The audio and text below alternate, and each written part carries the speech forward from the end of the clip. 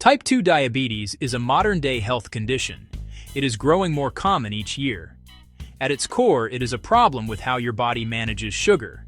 Think of sugar or glucose as the fuel that powers every single cell in your body. With type 2 diabetes, too much of this fuel circulates in your bloodstream.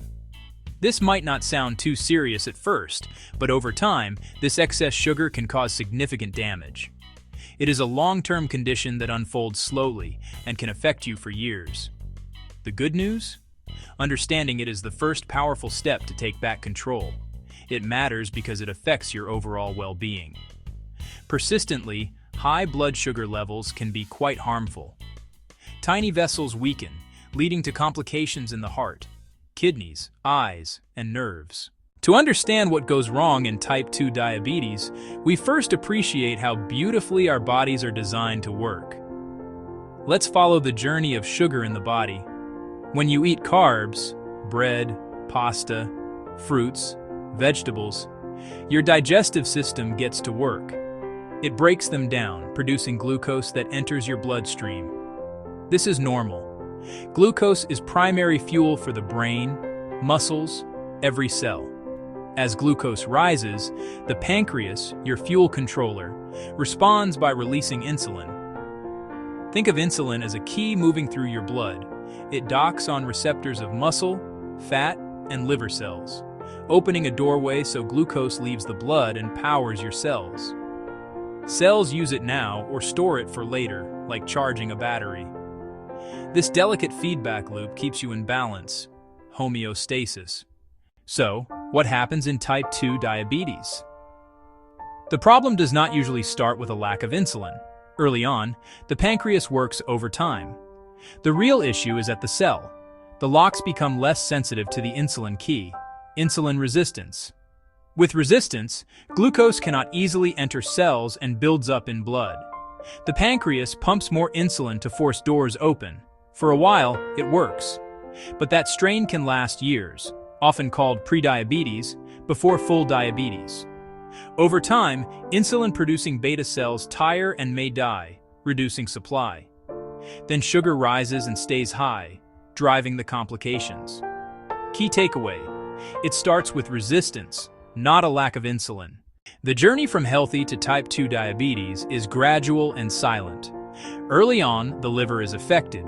Normally, it stores glucose and releases it between meals. With resistance, it misses the stop signal and adds extra sugar even after eating.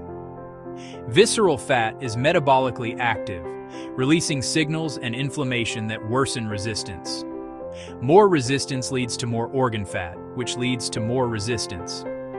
Excess sugar is sticky. Through glycation, it stiffens and inflames vessel walls. Blood becomes thicker, forcing the heart to work harder, raising blood pressure and heart risk. Over time, risks of heart attacks and strokes rise. Tiny capillaries feeding nerves, eyes, and kidneys are especially vulnerable. Damage leads to numbness or tingling, scarred kidney filters, and leaky retinal vessels.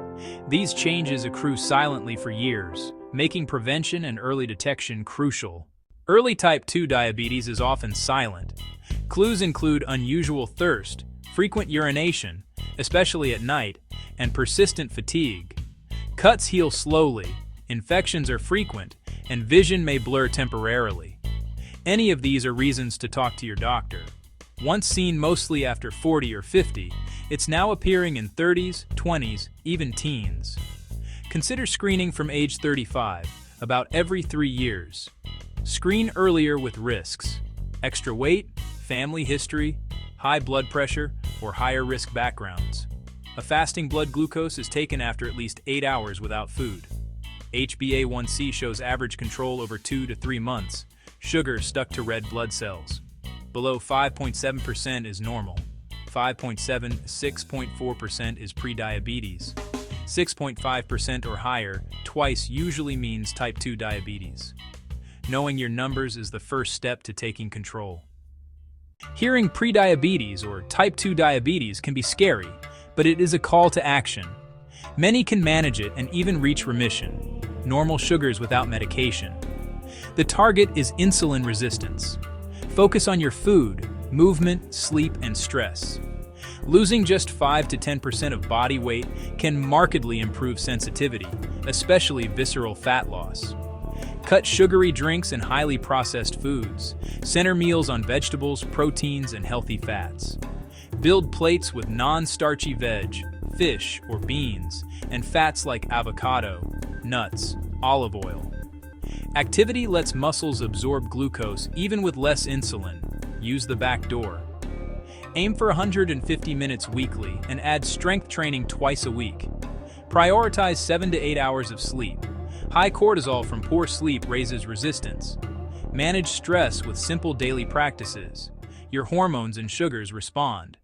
The story has changed, from inevitable decline to empowerment. Small choices matter when you know how sugar and insulin work. If you are over 35 or have risks, schedule screening. Ask for fasting glucose and HbA1c. Start small. Swap one sugary drink for water. Walk 10 minutes after dinner. Add a side salad. Seek support. You do not have to do this alone. Reduce the load on your pancreas. Improve insulin sensitivity. Lower blood sugar. Protect organs. This is not a joyless life.